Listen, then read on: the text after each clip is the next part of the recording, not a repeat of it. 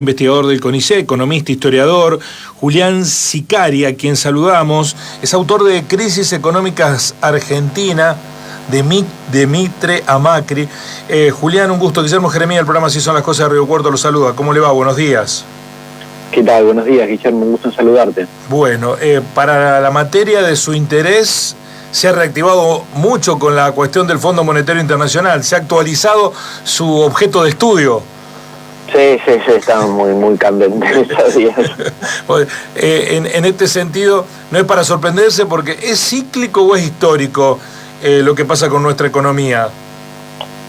Y bueno, algunas cosas son cíclicas, por ejemplo, las crisis y la inestabilidad, que son elementos estructurales de la economía argentina, y lo del fondo, bueno, ya es una cuestión más política, si se quiere.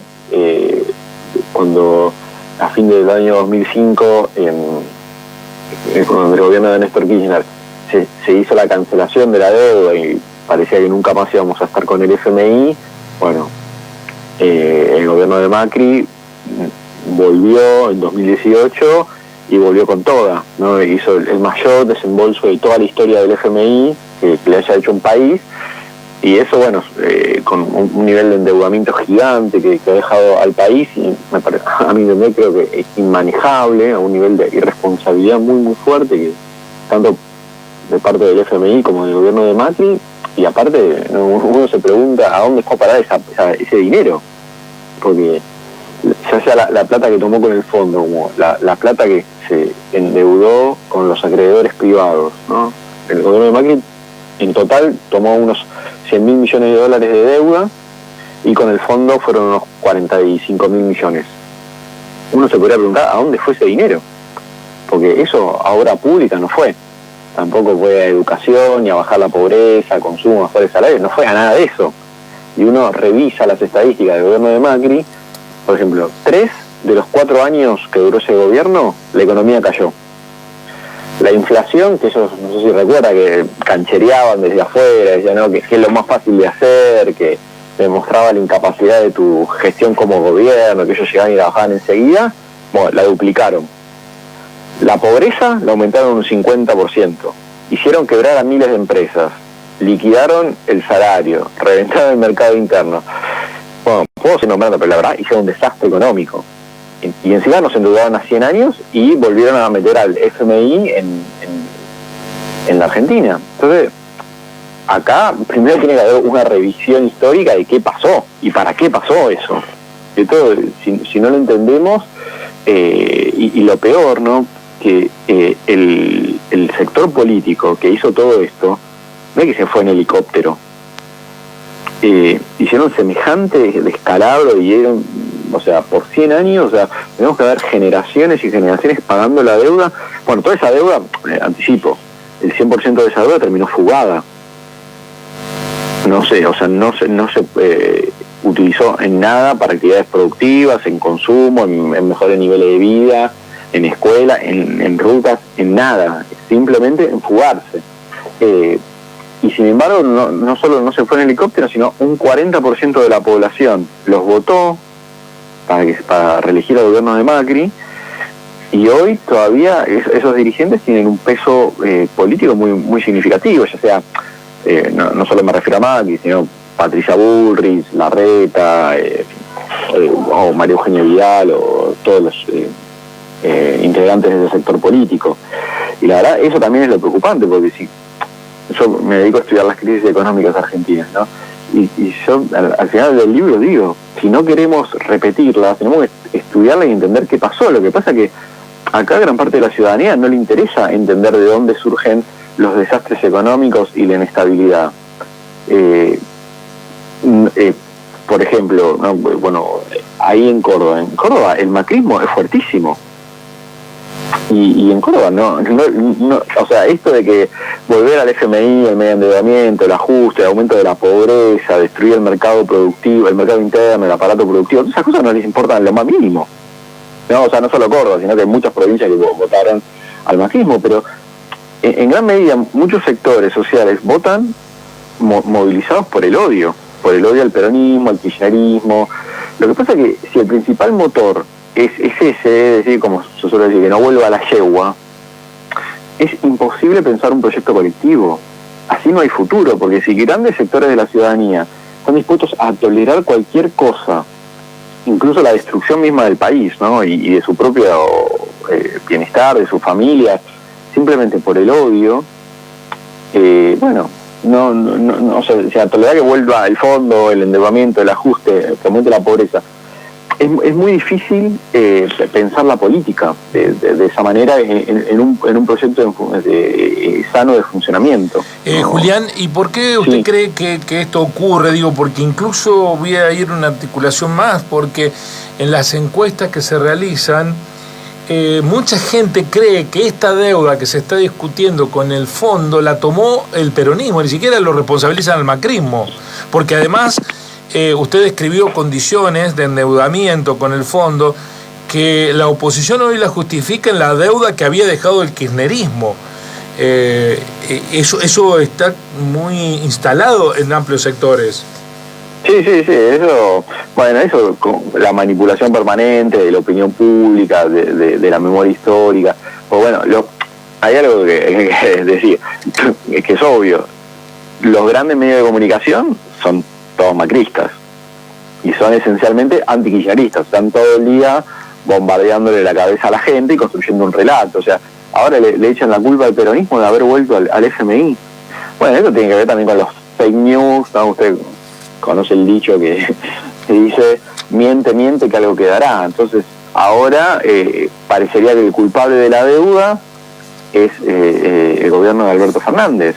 Al gobierno de Alberto Fernández dejaron ultra endeudado y lo habían dejado en default, y el que está arreglando los problemas es el gobierno de Alberto Fernández, y le echan la culpa, ¿no? Ya sea la oposición o los grandes medios. Bueno, eso también, o sea, desde la ciudadanía también no solo tiene responsabilidad en sostener al macrismo, sino en elegir dónde informarse. Julián, respecto de la solución en camino, porque da la impresión también que hay un sector amplio que plantean en estas condiciones vamos a un cogobierno con el fondo que nunca sale bien esta historia. ¿El gobierno está bien encaminado con lo que se conoce de lo que va a ser un inminente acuerdo con el Fondo Monetario? Bueno, sí, lo que usted señala del cogobierno es exactamente así. El FMI se va a quedar en el país por años, incluso por décadas. O sea, acá también aparece la pregunta por la democracia, porque si nosotros valoramos la fiesta de la democracia, lo importante que es poder elegir autoridades, un gobierno para que lleve adelante los destinos de la patria, acá la soberanía se ve fuertemente afectada, porque ningún gobierno de ahora en adelante va a poder hacer para lo que fue votado, sino que todo el tiempo va a depender de lo que diga o no diga el FMI para llevar a cabo la política económica. Porque el FMI aparte tiene una clarísima, entendamos lo más básico y central de esto. El FMI, por sobre todas las cosas, es una institución de poder y de dominio. No es un ente neutral, no son las campanitas descalzas, sino que es un elemento que se utiliza en la guerra de la geopolítica internacional, donde es una incidencia muy fuerte, muy grande de Estados Unidos. Y por ejemplo, cuando le dio el desembolso más grande de toda la historia del FMI al gobierno de Macri, se lo hizo esencialmente porque quería que Macri tenga la reelección, ¿no? Porque decía, bueno, este gobierno me es funcional, tiene políticas de alineamiento automático, entonces me va a permitir que Argentina siga alineada con los Estados Unidos y no se acerque a China, no se acerque a Rusia, no intente una estrategia de integración latinoamericana, por ejemplo, como que la estaba realizando el kirchnerismo, ¿no? Al apoyarse, a estar más cerca de Brasil, del Mercosur, del resto de los países de la región. Entonces Estados Unidos no quería eso y encontraba en Macri un cómplice, un secuaz para poder hacer esa estrategia de despliegue imperial, por así llamarlo. Ahora el FMI no tiene intención tanto en que se le pague la deuda, sino sobre todo en condicionar la economía del país y sobre todo perjudicar al gobierno de Alberto Fernández. ¿Por qué? Porque dice, bueno, si yo creo inestabilidad y lo perjudico, probablemente a ese gobierno le vaya mal, y si le va mal económicamente, le va a ir mal electoralmente y es posible que gane el candidato que yo quiero el año que viene. Entonces, la estrategia un poco de FMI es que gane Larreta, ¿no? Eso es obvio, porque bueno, eso el sector del PRO, que representa a Larreta, Patricia Bullrich o Macri, está totalmente alineada con la embajada norteamericana. Son ellos, de hecho lo respalda abiertamente todos los días.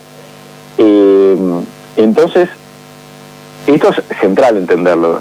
Pensemos que el cronograma de vencimientos original que firmó Macri en 2018 todavía está vigente. ¿Qué va a pasar? ¿El acuerdo en qué consistiría? Que cada vez que hay un vencimiento de pago de deuda con el FMI le daría un nuevo desembolso a la Argentina. Entonces, entra la plata, pero entra, y también el vencimiento. Entonces, cuando hay que pagar, entra el desembolso. Entonces, se cancelarían mutuamente, ¿no? O sea, el pago con el desembolso. El tema es que el FMI hace eso ¿para qué? Para decir, bueno, cada 3 meses voy a controlar el acuerdo. Y si no cumpliste y no hiciste todo lo que yo quería, no te hago el desembolso. Entonces no vas a poder pagar la deuda y te voy a crear todo el tiempo una tensión financiera y cambiaria, de si hay acuerdo con el fondo, que probablemente eso haga que salte el dólar, que genere nerviosismo, que suba el riesgo país, que genere recesión, bueno, o dejarte en incertidumbre si vas a tener que usar tus reservas o entrar en default. Entonces, fíjense el caos que quiere generar el FMI, porque el interés, repito, no es ayudar al país, no es que estemos mejores, no es bajar la pobreza, no es bajar el desempleo, que suban los salarios, porque esos no son los puntos de discusión de la gente del fondo. Ningún país del mundo, después de que pasa el FMI, su población vive mejor. Siempre el FMI lo que hace es descalabros, que aumente la desigualdad, la concentración de ingresos, la extranjerización de esa economía, peores condiciones del Estado. Bueno, eso históricamente lo que genera el FMI. Así que, bueno, a esto nos tenemos que estar preparando para que va a generar en las próximas décadas la tragedia de volver a tener al FMI en nuestro país. Bueno, me deja sin pregunta cuando dice las próximas décadas, la tragedia en la que va a estar el país. 2 últimas consultas. Estamos dialogando con Julián Sicari, el economista, que hoy va a disertar en el marco del ciclo Argentina y el FMI, Historia y Escenario, que organiza la Secretaría de Vinculación Social e Institucional de la Facultad de Ciencias Humanas. Esto va a ser a partir de las 18 en el Salón de la Asociación Gremial Docente en Rivadavia 924. La primera pregunta, Julián, es: ¿tiene plan B? ¿La Argentina tiene margen de maniobra? Si no hace esto con el fondo, ¿se puede hacer otra cosa y no pagar consecuencias mayores? Bueno, ese es un poco el debate. Yo pienso que indefectiblemente en algún momento arreglar con el fondo se va a tener que arreglar. Uno podría tomar alguna actitud tal vez un poco más dura, decir, bueno, o negociar de manera muy firme, o decir de manera unilateral, mira, por los próximos 2 años no te pago la deuda porque estoy en emergencia, porque tengo que resolver la cuestión de la pandemia. Supongamos que un gobierno hiciera eso. Lo que pasa es que indefectiblemente eso tiene patas cortas. En algún momento hay que arreglar. Y el fondo, insisto, lo que tiene como principal objetivo es condicionar y controlar la economía argentina, y los objetivos son los de ajuste, los de beneplácito con el capital financiero, con la extranjerización, con la apertura, la desregularización, las políticas de ajuste. Entonces, acá en todo caso lo que está diciendo el gobierno argentino dice: voy a tratar de hacer un acuerdo, porque efectivamente en algún momento va a haber que acordar, un acuerdo donde las exigencias de ajuste sean mínimas y no me pida reformas estructurales, que aparentemente es lo que arreglaron. Entonces el gobierno festeja y dice: mira, es el mejor, dentro de la pesadilla que es esto, hicimos el mejor acuerdo posible. Y lo último, Julián, algo que usted mencionó y que ocurre mucho en esta provincia de Córdoba, independientemente del rol de los medios de comunicación, que ya sabemos cómo actúan, sobre todo los hegemónicos, pero ¿por qué el ciudadano común, el ciudadano de a pie, que lo ve en la realidad de su bolsillo, de que no llega a fin de mes, no tiene en su mayoría una visión crítica con el Fondo Monetario Internacional, y sobre todo los que tenemos algunos años, ¿no? Ya que vivimos 2 o 3 veces esta historia del fondo, ¿Por qué cree que hay esta lógica de no comprender que cada vez que fuimos al fondo, a los ciudadanos que estamos en la base de la pirámide nos fue mal? ¿Qué pasa ahí? ¿Hay un síndrome de Estocolmo con el fondo? ¿Qué hay? Sí, probablemente, sí. La verdad que eso es una buena pregunta. Yo ojalá tuviera la respuesta, porque, como se suele decir, porque hay gente que ama al opresor y odia al oprimido. La verdad que hay elementos de casi que de psicología humana que uno tendría que rastrear para dar una explicación. O sea, porque cuando el FMI estaba en el país, volvió, me parece que la ciudadanía se tendría que haber puesto de pie, tendría que haber salido a prender fuego todo. Sin embargo, hay sectores que lo toleraron muy pasivamente, e incluso algunos se alegraron, no entendiendo la tragedia que se venía encima. Julián, muchísimas gracias por estos minutos. Para continuar escuchándolo a Julián, tienen la posibilidad hoy a las 18 de asistir a la charla, al ciclo de charlas que comienza en la sede del gremio docente de la universidad. Un placer, Julián, muy amable. Bueno, muchas gracias por el llamado, un gusto. El economista, escritor, investigador del CONICET, es filósofo también, Julián Sicari, haciendo referencia a, bueno, en dónde estamos en la relación con el fondo. Lo dejó muy claro. El Fondo Monetario Internacional es una institución de poder y de dominio. Y aquí estamos, dominados. Así